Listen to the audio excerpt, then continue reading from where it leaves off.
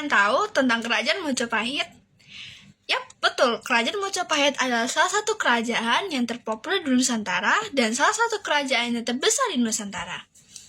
Tapi, apakah kalian tahu tentang asal-usul dan awal mula dari kerajaan Majapahit? Jika belum, mari kita cari tahu. Perkenalkan, nama saya Miss Angelique Fantin Andrew bersama teman saya bersama dengan Trinity Faith Daniela. Dan hari ini kami akan menceritakan tentang asal-usul kerajaan Majapahit. Sebelum Majapahit berdiri, ada kerajaan bernama Kerajaan Singosari yang dipimpin oleh Raja Kertanegara. Pada 1292, saat Singosari, para pasukannya atau prajuritnya itu jauh dari inti dari kerajaannya. Suatu hari Singosari diserang oleh prajurit Kediri, yaitu musuhnya Raja Kertanegara, yang dipimpin oleh Jayakatwang. Pada perang tersebut, kerajaan Singosari runtuh dan Jayakatwang berhasil memimpin kerajaan tersebut. Di tengah kekecauan di Singosari, menantunya dari Kertanegara yaitu Raden Wijaya berhasil melarikan diri dan berpura-pura menjadi prajurit sama dengan musuhnya Kediri. Lalu dia bertemu dengan pasukan dari Kekaisaran Mongol. Mongol ingin menyerang Singosari, tetapi Singosari sudah runtuh. Jadi Raden Wijaya melihat celah ini dan menyuruh Mongol untuk membantu dia untuk mengalahkan si Jayakatwang. Lalu saat Jayakatwang sudah mati, Raden Wijaya memutarbalikkan dan mengusir Mongol dari Kepulauan Jawa. Lalu disitulah awal mula berdirinya kerajaan Majapahit yang dipimpin dan dibangun oleh Raja Raden Wijaya pada 1293 sampai 1309.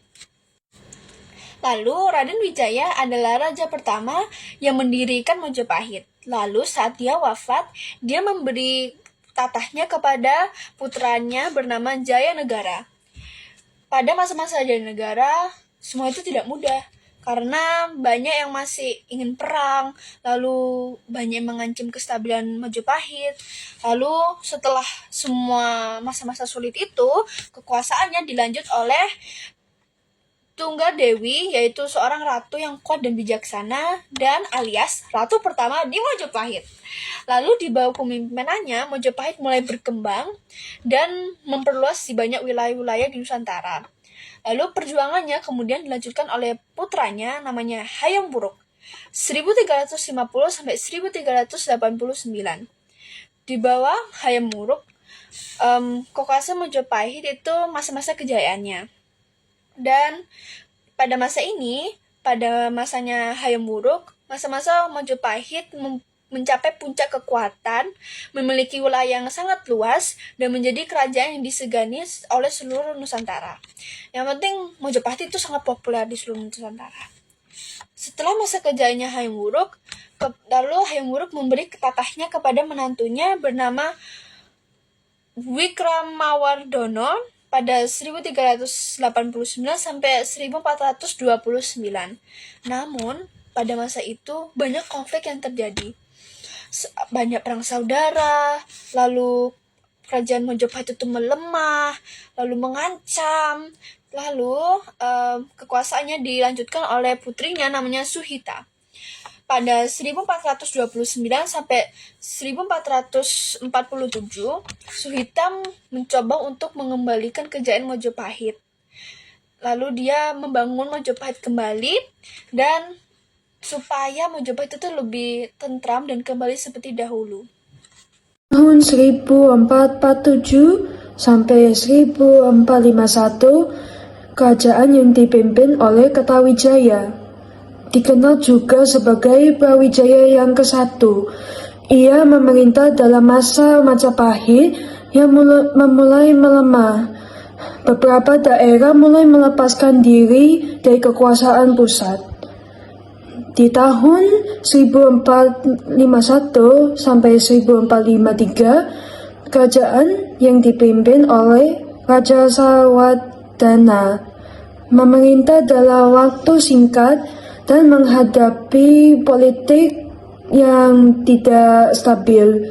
tidak banyak catatan penting selama masa kekuasaannya. Tahun 1456 sampai 1466, kerajaan yang dipimpin oleh Giri Sarwadana.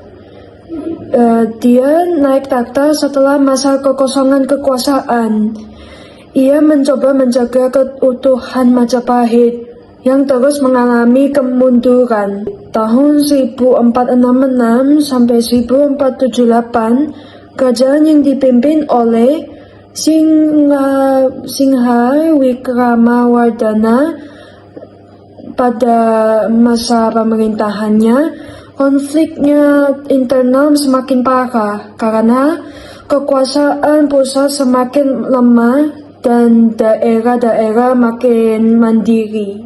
Tahun 1474 sampai 1478, kerajaan yang dipimpin oleh Kertabumi dikenal sebagai Brawijaya yang kelima dan memerintah saat Majapahit hampir runtuh. Ia dikalahkan dalam konflik dengan yang bernama Girindawardhana. Dan terakhir, di tahun 1478 sampai sekitar 1498, kerajaan yang dipimpin oleh Girindawardhana diakhir sebagai raja terakhir Majapahit. Setelah masa pemerintahannya, pengaruh Majapahitnya benar-benar berakhir dan digantikan karena ada kerajaan-kerajaan Islam.